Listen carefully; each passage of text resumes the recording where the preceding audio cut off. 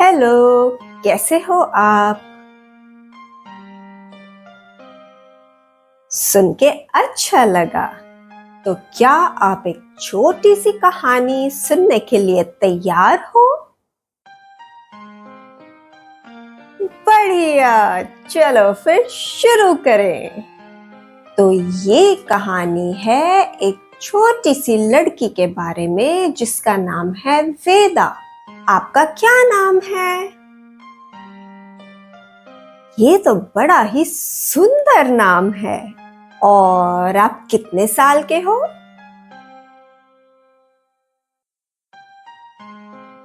अरे वाह, वेदा भी आपके जितनी बड़ी है। ये तो कमाल हो गया। एक दिन वेदा अपनी नानी के पास गई। नानी रसोई में काम कर रहे थे। नानी बोली, वेदा, मैं बोर हो रही हूँ। क्या आप भी कभी बोर होते हो? जरा सुनो तो नानी ने क्या कहा। बोर हो रही हो? नानी ने हैरानी से पूछा। लेकिन वेदा, स्मार्ट बच्चे तो कभी बोर हो ही नहीं सकते। ओह, वेदा ने सोचा, मैं तो स्मार्ट हूं, तो फिर मैं कैसे बोर हो सकती हूँ? वेदा ने नानी से मदद मांगी। नानी, क्या आप मेरी मदद करोगे? मुझे कुछ मजेदार करना है। जरूर, बोले नानी। बस पहले मुझे ये सैलेड प्लेट में सजाना है। और तभी वेदा के दिमाग की बत्ती जली और उसे एक आइडिया आया। वेदा ने पूछा, नानी, क्या मैं सैलेड प्लेट में सजा सकती हूँ? जरूर वेदा, बोले नानी, लेकिन पहले अपने हाथ धो लो। क्या आप भी खाने को छूने से पहले हाथ धोते हो?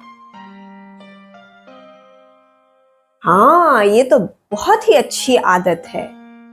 तो वेदा ने अपने हाथ धोए और फिर खीरा, टमाटर और प्याज को प्लेट में सजा दिया। सब्जियों से डिजाइन बनाना कितना मजेदार काम है। क्या आप भी सैलेड की प्लेट सजाना चाहोगे? बड़ा मजा आता है। नानी बहुत खुश हुए। धन्यवाद वेदा, थैंक यू मेरी मदद करने के लिए, बोले नानी। तुमने तो कमाल का काम किया है। वेदा मुस्कुराई। वो बहुत खुश थी क्योंकि उसने एक मजेदार काम जो ढूंढ लिया था। फिर वेदा नानू के पास गई। वो बिस्तर पर बैठे हुए थे और उनके चारों तरफ बहुत सारे मोजे यानी सॉक्स पड़े हुए थे। नानू बोली, वेदा, मैं बोर हो रही हूँ। बोर हो रही हो? नानू ने हैरानी से पूछा। लेकिन वेदा, स्मार्ट बच्चे तो कभी बोर हो ही नहीं सकते। अरे, नानी ने भी तो यही कहा था। और वेदा को फिर से याद आया कि वो तो स्मार्ट है। फिर वो बोर कैसे हो सकती है? उसने नानू से मदद मांगी। नानू, क्या आप मेरी मदद करोगे? मुझे कुछ मजेदार करना है। बिल्कुल, नानू ने कहा। बस मुझे पहले इन मोजों के जोड़े बनाने हैं, इनको मैच करना है। और तभी वेदा की दिमाग की बत्ती जली और उसे एक आइडिया आया। नानू, क्या मैं मोजे मिलाने में, मैच करने में आपकी मदद कर सकती हूँ? वेदा ने पूछा। बिल्कुल वेदा, नानू ने कहा, लेकिन पहले तुम्हें अपनी चप्पलें उतारनी होंगी, तभी तो बिस्तर पर चढ़ सकोगी। क्या आप बिस्तर पर चढ़ने से पहले अपनी चप्पलें उतारते हो?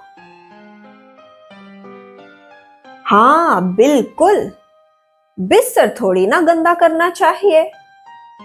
वेदा ने अपनी चप्पलें उतारी और बिस्तर पर चढ़ गई। फिर उसने जल्दी से दो गुलाबी यानी पिंक मोजे ढूंढ लिए और नानू को दे दिए। फिर नानू ने हरे यानी ग्रीन मोजे मांगे। उसके बाद काले यानी ब्लैक, लाल यानी रेड और पीले यानी येलो मोजों की बारी आई। और फिर आए धारीदार यानी स्ट्राइप्ड मोजे। कुछ ही देर में सारे मोजे मैच हो गए। क्या आप मोजे मिलाना या मैच करना चाहोगे? जी हाँ, ये तो बहुत ही मजेदार काम है। नानू बहुत खुश हुए। धन्यवाद वेदा, थैंक यू मेरी मदद करने के लिए। तुमने तो कमाल का काम किया है। वेदा मुस्कुराई। वो भी बहुत खुश थी क्योंकि उसने एक मजेदार काम ढूंढ लिया था। इतने में मम्मा कमरे में आए। वेदा, क्या तुम बोर हुई? उन्होंने पूछा। बोर? वेदा ने हैरानी से कहा। मम्मा, स्मार्ट बच्चे तो कभी बोर हो ही नहीं सकते, और मैं तो स्मार्ट हूं ना।